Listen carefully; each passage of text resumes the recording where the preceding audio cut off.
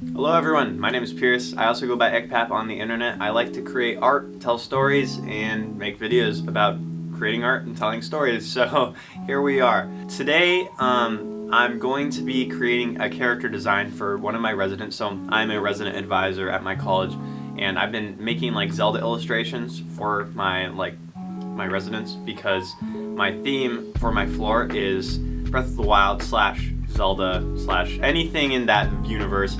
And I thought it would be fun to make Zelda-style illustrations of all my residents. We've already done a few, like we've done Keegan, we've done Logan, we've done Cameron Beers, we've done Cameron Crosby, we've done Noah, and we've done Alex, who's sadly not here anymore. He went and joined the Marines. He's a pretty cool dude. But it's snowing right now. I'm maxed out on credits. I'm working a lot and haven't been able to make a video in the past 3 weeks, so I'm happy I'm able to get to this one. We're eating some porridge. If you're wondering what this bowl is, I just made it around the time I was making this video, so porridge and YouTube. Alright, so hopping right in here, the first thing I do when starting a character drawing like this is I get a reference. So I took a picture of my resident Jerry here just to get the proportions of his body down and the pose he wanted. And what I do then is I try to get the figure to be at least 7 heads tall, and you can see me measuring it out here with my Procreate app. You can also do this by just measuring it with your pencil.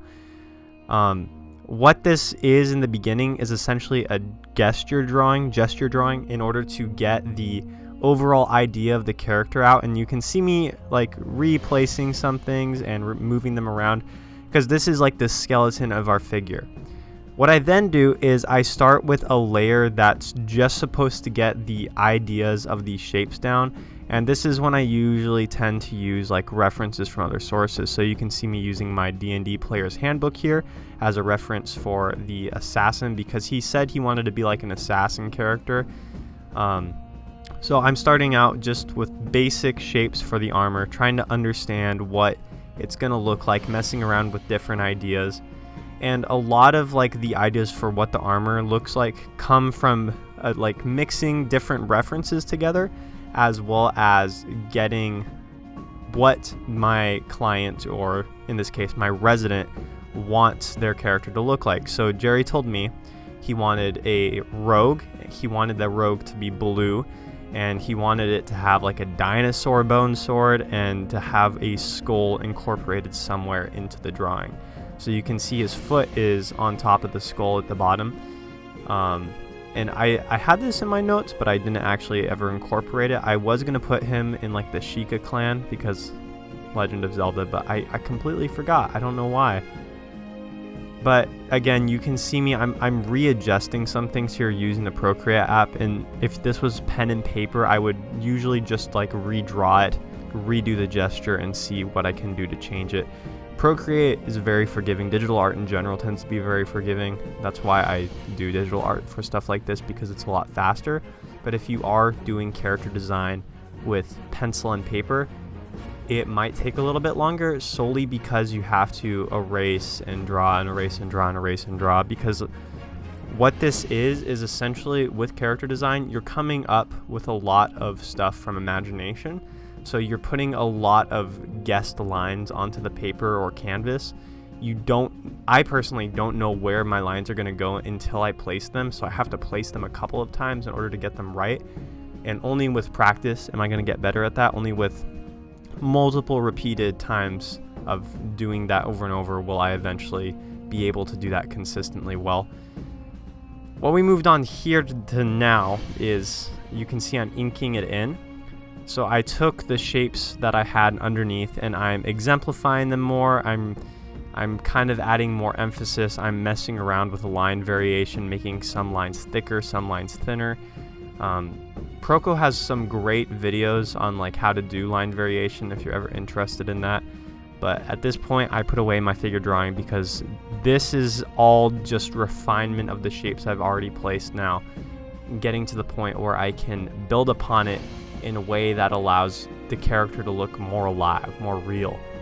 So we've gone from first, gesture, second, simple shapes and ideas for the outfit and the armor, third, Now we are doing line art, line work, or inking as some people call it. Inking for a lot of people is difficult. It depends on how much effort you put into your shape planning. I tend to put a lot of effort into my shape planning. Oh, I forgot about this. So it's snowing. So I thought I'd put in some nice B-roll of all the snow. It's falling. I'm recording this now when all the snow is melted.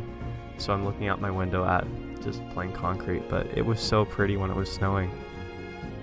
I already miss it, geez. Also, if you're in Texas right now, I am so sorry. I hope that you get your power back soon. Alright, getting right back into it. We are doing the colors now. What I start out with in terms of colors is I start out with flats, and I place the flats down underneath the line art. Now, if you're doing this with a pen and paper medium, watercolor, for example, watercolor is going to be a completely different story than digital coloring, because digital coloring, you just fill in the colors and then shade over them. But with watercolor, it's a little bit backwards in that you have to place down the highlights first and then go to the darks, and oil's a little bit more flexible. Same with acrylic. Gouache is also pretty flexible, but digital is still by far the most flexible. But just know that depending on your medium, this process is going to look different. For me, I just go from flats to shadows to highlights. But this process, again, will look different for you depending on your medium. I would like to talk a little bit about color theory and what type of color theory I'm employing here. I'm using a type of color theory that asserts that you want to have the majority of your figure be kind of chromatic gray or chromatic, in that most of your character is unsaturated. Much of the character's clothes is unsaturated. For example, the sky blue you see on his pants, like that's not a normal sky blue. There's not a lot of color in it. And what you do is you can see when I'm choosing my colors, I'm choosing them kind of from the left of the like color box thing, the part of the box that's more focused on grays. Because what happens when you have too many saturated colors is it gets kind of garish, I think the word is. It gets very noisy. It gets hard to focus because, like with this orange, for example, I changed this to a tan just because it's so loud and so attention demanding. So when you're choosing your colors, choose like maybe one or two bright, colorful colors, and those will be used sparingly throughout your piece. And then for your other colors, like say like the color of pants or chest plate, for example, what you're going to do is you're probably going to want to choose colors that are more grayish in tone, solely so that you can have a character that is able to look more balanced in terms of color palette. What we're doing now is we're doing shading, and what I did for this in Procreate is I just duplicated my color layer, put an alpha lock on it, and then I changed the overlay type to overlay, and then filled it in with a 50% gray. And what the overlay will do is it'll make it so that anything that's brighter than 50%, it will almost act as like a highlight, and anything that's darker than 50% will act like a shadow. So what I'm going in here with is like a 75% gray, or a 3 on the value scale, I think it is. And I'm coloring in the figure as if I have a light source coming from the right side or left side. So I'm coloring in the right side as a like shadow. And again, this is going to change depending on your figure. You kind of have to be intuitive with it. Imagine how light works in the real world. If you have a lamp that's weird. If you have a lamp that's facing towards a mug, it's going to shine one side on the mug and the other side is going to be like shadowy. And that's what we're doing with this figure here, is we're just imagining a light source coming from one side. Same process with the highlights. We just use a brighter color than the 50% gray. And we're done.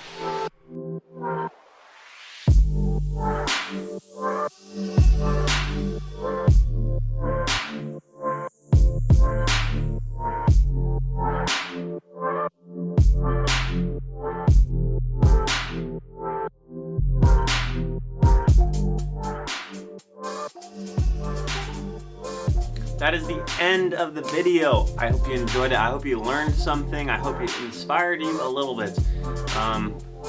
Sorry it took me so long to re-upload another video. Also, admittedly, I am way behind on my graphic novel, but we're gonna catch up. Maybe we'll make a video about catching up.